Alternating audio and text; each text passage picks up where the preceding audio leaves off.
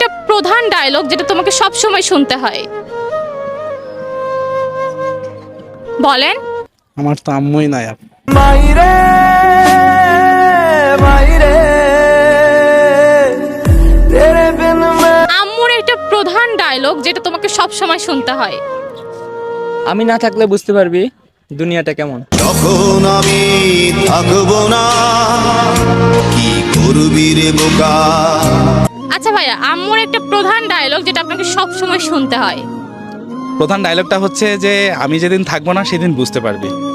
আজ বুঝতে পারছি, কেন? কারণ আম্মু নাই। মাইরে মাইরে সো আপু, আম্মুর একটা প্রধান ডায়লগ যেটা তোমাকে প্রত্যেক দিন শুনতে হয়। এই যে খাবারগুলো খেলি কার পেটে গেল? মাই তেরি চুনরিয়া লহরাই। আম্মুর একটা প্রধান ডায়লগ যেটা 3 বেলায় তোমাকে শুনতে হয়। ফোনটাই খায় নে তুই।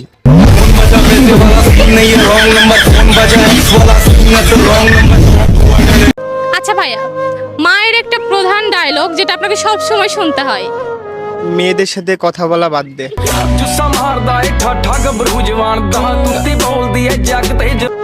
সো ভাইয়া, আম্মুর একটা প্রধান ডায়লগ যেটা আপনাকে 3 বেলায় শুনতে হয়।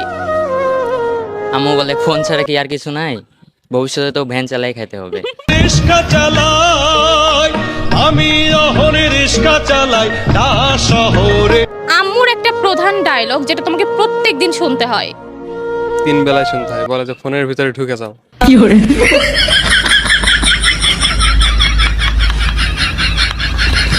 আম্মুর একটা প্রধান ডায়লগ যেটা তোমাকে প্রতিনিয়ত শুনতে হয়।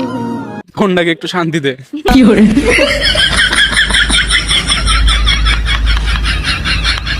আম্মুর একটা প্রধান ডায়লগ যেটা তোমাকে সব সময় শুনতে হয়।